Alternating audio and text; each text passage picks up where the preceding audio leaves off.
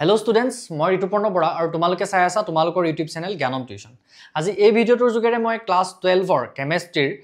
First চেপ্টাৰটোৰ এটা Intex question 1.5 কুৱেশ্যনটো discuss কৰিবলৈ লৈছো। এটা কুৱেশ্যনটো আছে calculate molality, molarity and mole fraction of potassium iodide if the density of 20% aqueous potassium iodide is 1.202 gram per ml. আমাক density দিয়া আছে হলে আৰু আমাক পাৰ্সেন্টেজ দিয়া আছে মাস বাই মাস পাৰ্সেন্টেজ দিয়া আছে আৰু উলিয়াবলে কি কৈছে আমাক মোলালিটি মোলাৰিটি আৰু মোল ফ্ৰেকশন তাৰ মানে ইয়াত বহুতখিনি কনসেপ্ট মিক্স হৈ আছে গতিকে খুব ভালকে আমি কোৱেশ্যনটো গুৰুত্ব দিব লাগিব ইয়াত ঠিক আছে সো এতিয়া 20% ৰ পৰা আমি কি কৰিব পাৰো 20% মাস বাই মাস মানে মিনিংটো কিনো কিন্তু তোমালোকৰ এটা কথা এই ভিডিওটো যি সকলে চাই আছা তোমালোকে কনসেপ্টখিনি কিন্তু ক্লিয়াৰ কৰি ল'ব লাগিব প্ৰথমতে আৰু মই কনসেপ্টখিনি ক্লিয়াৰ হৈ আছে বুলি চলিম যেতিয়া মই এই প্ৰবলেমটো সলভ কৰিম ঠিক আছে যিখিনি একেবাৰে বেসিক কনসেপ্ট সেখিনি ক্লিয়াৰ হৈ থাকিব লাগিব এতিয়া ইয়াক আমি কেনেকৈ আৰম্ভ কৰিব পাৰো একদম দি থোৱা যিখিনি আমাক তথ্য আছে ডাটা যেটো আছে দি থোৱা তাৰ পৰা আমি কি উলিয়াই ল'ব পাৰো আমাক 20% সলিউশন বুলি কৈছে 20% aqueous Ki solution মানে কি means 20 gram of mass by mass যেহেতু আছে 20% mass by mass বুলি ইয়াত লিখিব পাৰা mass by mass aqueous Ki solution means 20 gram of Ki in 100 gram of solution 100 gram of solution তাৰ মানে টোটাল সলিউশনটো যদি 100 গ্রাম তেলে তাত কিমান থাকিব লাগিব 20 গ্রাম Ki থাকিব লাগিব পটাছিয়াম আয়োডাইড থাকিব লাগিব আৰু মাস পাৰ্সেন্টেজৰ কনসেপ্টটো ইয়াৰ কাৰণে আমি বুজি পাব লাগিব হয় নহয় যেতিয়া আমাৰ পাৰ্সেন্টেজত দিয়ে তেতিয়া আমি 100 আছে বুলি ধৰি লওঁ ইয়াত যেতিয়া মাস আছে যেহেতু গতিকে আমি কি ধৰি লৈছো যে টোটাল সলিউশনটো যদি 100 গ্রাম আছে তেতিয়া হলে তাত পটাছিয়াম আয়োডাইড 20 গ্রাম আছে হয়নে অকনমান মই সৰু সৰুকে লিখিম সেকশন কৰি লিখিম যাতে গুটেখিনি ইয়াত জুৰে ঠিক আছে এতিয়া যদি গুটে সলিউশনটো আমি 100 গ্রাম বুলি লৈছো তাত 20 গ্রাম যদি পটাছিয়াম আয়োডাইড আছে সলিউশনটো আমাক কি বুলি কৈছে ক্লু দিছে আমাক সোয়া aqueous সলিউশন তাৰ মানে সলভেন্টটো কি ইয়াত পানী ওয়াটাৰ ব্যৱহাৰ কৰা হৈছে সলিউশনটো বনাবৰ কাৰণে আমাক এলকোহলিক বুলি যদি কলেহেতেন এলকোহল থাকিলেহেতেন সলিউশনটো এটা aqueous বুলি কৈছে সো পানী ব্যৱহাৰ কৰা হৈছে গতিকে এই পানীৰ মাসটো কিমান হ'ব যদি হে 100 গ্ৰামৰ সলিউশনটো 20 গ্ৰাম Ki আছে পানীৰ মাসটো কিমান হ'ব mass of water in the solution mass of water in the solution so বুলি লিখিব পাৰা so mass of water in the solution কি হ'ব একদম ইজি হৈ আছে কি হ'ব 100 minus 20 80 গ্রাম আৰু 80 গ্ৰামটোক মই অলৰেডি কেজিত লিখি থওঁ কাৰণ ইয়াত পিছত আমাক দৰকাৰ হ'ব লাগিব আমাক সলিউশনটোৰ মাসটো আমাক লাগিব কেলে লাগিব কাৰণ আমাৰ মোলালিটি উলিয়াবলৈ দিয়া আছে পিছলে কোৱেশ্যনটোত মোলালিটি উলিয়াবৰ কাৰণে আমাক মাস লাগে সলভেন্টৰ মাস সো ইয়াতে আমি লিখি গৈছো কোনো প্ৰবলেম নাই এতিয়া আমি এটা এটাকে কৰো প্ৰবলেম এ টু কি আছে আমাৰ ক্যালকুলেশন অফ মোলালিটি নে কি আছে molality yes calculation of molality আমি কৰিম এটা মোলালিটি উলিয়াবৰ কাৰণে আমাক কি লাগে number of mole of solute by mass of solvent in kg mass of solvent in kg আমি উলিয়াই থৈছো এটা number of moles of solute উলিয়াব লাগে এটা number of moles of solute 20 গ্রামত কিমান আছে উলিয়াবৰ কাৰণে আমাক কি লাগিব মোলাৰ মাসটো লাগিব Ki হয়নে মোলাৰ মাস অফ Ki আমি উলিয়াব লাগিব ইয়াত তেতিয়া হলে প্ৰথমতে সো কেনেকৈ উলিয়াম আমি molar mass of potassium iodide কি হ'ব 39 plus 127 it hobo 166 gram per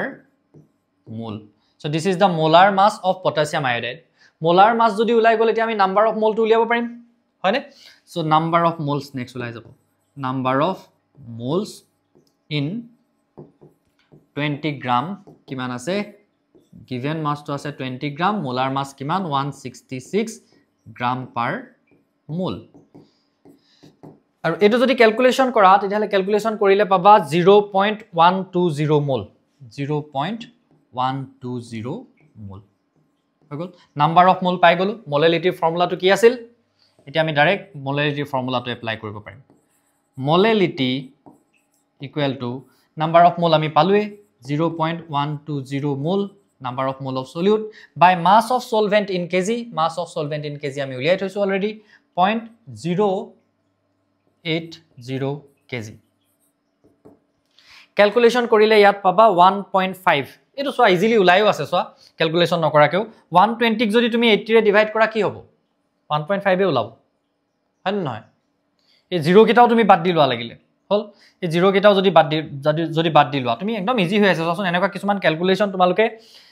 কৰাৰ আগত এবাৰ চাবা যে চকুৰে চাই আমি কৰিব পাৰো নেকি এটো ইজিলি কৰিব পৰা হৈ আছে এই পিছফালৰ 0 কিটা কেনসেল কৰি দিয়া আগফালেও পইণ্ট এটাৰ আগতে পইণ্ট আছে হয় নহয় সো এনেকুৱা ধৰণে কেনসেল কৰি দিয়া এখিনি ধৰি লোৱা 8 ৰে ডিভাইড কৰিব লাগে তুমি 12 ক কিমান হ'ব 1.5 উলাই আছে ইয়াত মোল পাৰ কেজি 1.5 মোল পাৰ কেজি এনেকুৱা কিন্তু বহুত কোৱেশ্চন দেখিছো মই জিবিলাকত এনেকে চকুৰে চাই কৰিব পাৰি ক্যালকুলেশনটো তোমালোকে যত্ন কৰিবা কিন্তু এবিলাক তো এটো গম পাই গলো আমি হল ইয়াতে আমাৰ নাম্বাৰ অফ মোলটো উলাই গল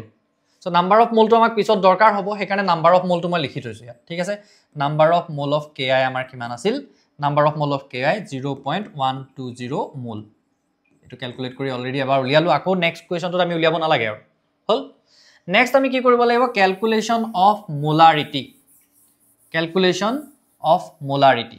so molarity কাৰণে calculation এটা molarity calculation কৰিবলে আমাক কি লাগিব ফৰ্মুলাটো কি হয় number of mole of solute by volume of solution in liter এতিয়া volume of solution ইয়াত দিয়া আছে জানো নাই দিয়া কিন্তু আমাক এটা ক্লু দিছে কি দিছে density টো দিয়া আছে density ৰ সহায়ত আমি কি উলিয়াব পাৰো ভলিউম উলিয়াব পাৰো হয়নে আমি জানিব লাগিব বিলা কথা আমি আগতে পাই আইছো we know that d is equal to m by v অর্থাৎ density equal to mass by volume এতিয়া আমি কি উলিয়াব লাগে ভলিউম হে উলিয়াব লাগে তেতিয়ালে ভলিউম ইকুৱেল টু কি হ'ব mass by density আৰু density mass কিমান আছে আমাৰ সলিউশনটোৰ 100 গ্ৰাম density কিমান দিয়া আছে আমাক সলিউশনটোৰ 1.202 গ্রাম per ml গ্রাম গ্রাম তো ক্যান্সেল হৈ যাব বাকি 100 ক যদি আমি 1.20 ৰে ডিভাইড কৰো তেতিয়া হলে তাত ওলাব 83.2 ml 83.2 ml ক্যালকুলেশন খিনি মই অলৰেডি কৰি ৰাখিছো কাৰণ আমি ইয়াত বহুত টাইম ওয়েস্ট কৰিব নোৱাৰো হৰণ পূৰণ কৰি দেখাই থাকি হয়নে হৰণ পূৰণ কৰিব পাৰিব লাগিব সেকেন্ড ইয়াৰ ষ্টুডেন্ট সো ভলিউম আমি পাই গলো এটা এই ভলিউমটোক আমি কি লিটাৰত লিখিব লাগিব হয় না নহয় volume of solution in litre লাগে সো মিলিলিটাৰক যদি লিটাৰলৈ নিউ 1000 ৰে ডিভাইড কৰিব লাগিব আলটিমেটলি কি পাম 0.0832 লিটাৰ হৈ গল এতিয়া আমি ডাইৰেক্ট মোলাৰিটি ফৰ্মুলা পাতি দিলে হৈ গল therefore মোলাৰিটি মানে কি হয় number of moles of solute যেটো আমি অলৰেডি উলিয়াই থৈছো কিমান হয় 0.120 মোল by volume of solution in liter কিমান পালো আমি 0.832 লিটাৰ ক্যালকুলেশন কৰিলে এটোত পাম আমি 1.44 মোল পাৰ লিটাৰ সো আমি কি পাই গলো আগৰ এবাৰ ইয়াত মোলাৰিটি পাই গলো হৈ গল মোলাৰিটি আমি পাই গলো এটা মোলাৰিটি পাই যোৱাৰ পিছত আৰু কি ক্যালকুলেশন কৰিব লাগে আমি মোল ফ্ৰেকশন নেক্সট আমি মোল ফ্ৰেকশন ক্যালকুলেট কৰিব লাগে মোলাৰিটি পাই গলো এবাৰ আমি মোল ফ্ৰেকশন ক্যালকুলেট কৰিব লাগে মোল ফ্ৰেকশন ক্যালকুলেট কৰিবলে আমাক কি লাগে দুটা সাবস্টেন্সৰে আমাক কি লাগে নাম্বাৰ অফ মোলস দুটা সাবস্টেন্সৰ আমাক কি লাগে নাম্বাৰ অফ মোলস সো এটাৰ নাম্বাৰ অফ মোলস আমি অলৰেডি উলিয়ালো পটাছিয়াম আয়োডাইডৰ হয়নে এতিয়া আমি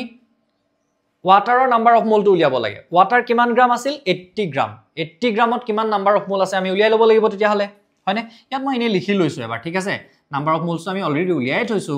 ki বাট আকৌ এবাৰ লিখি লৈছো number of moles of ki আমি পাই থৈছো অলৰেডি কিমান 0.120 মোল এতিয়া number of moles of water যদি আমি উলিয়াও তেতিয়া হলে কি কৰিব লাগিব আমি 80 by ওয়াটাৰৰ মোলাৰ মাস আমি অলৰেডি জানো আকৌ লিখি কৰাৰ কোনো প্ৰয়োজন নাই ওয়াটাৰৰ কিমান হয় 18 গ্ৰাম পাৰ মোল হল যদি ক্যালকুলেট কৰা এটোৰ পৰা ওলাব তোমাৰ 4.44 মোল সো দুইটাৰে মোল পাই গলো এটা মোল ফ্ৰেকশন অফ কি উলিয়াব লাগে আমি পটাছিয়াম আয়োডাইড সো মোল ফ্ৰেকশন অফ পটাছিয়াম আয়োডাইড উলিয়াবলৈ কি কৰিব লাগিব আমি number of mole of potassium iodide by number of mole of potassium iodide plus number of mole of water হয় নহয় যিকোনো এটা সাবস্টেন্সৰ যিকোনো এটা কম্পোনেন্টৰ যেটা আমি মোল ফ্ৰেকশন উলিয়াও number of mole of that component by total number of mole in the solution কৰিব লাগে আমি so number of mole of ki কিমান আছে আমাৰ 0.120 ইয়াত আমাৰ ইউনিট কোনো লিখাৰ প্ৰয়োজন নাই কাৰণ মোল ফ্ৰেকশনৰ তেনেকুৱা কোনো ইউনিট নাথাকে মোল ফ্ৰেকশনটো জাস্ট এটা ফ্ৰেকশন এটা নাম্বাৰ সো আমি তাত ইউনিট লিখাৰ প্ৰয়োজন নাই 4.44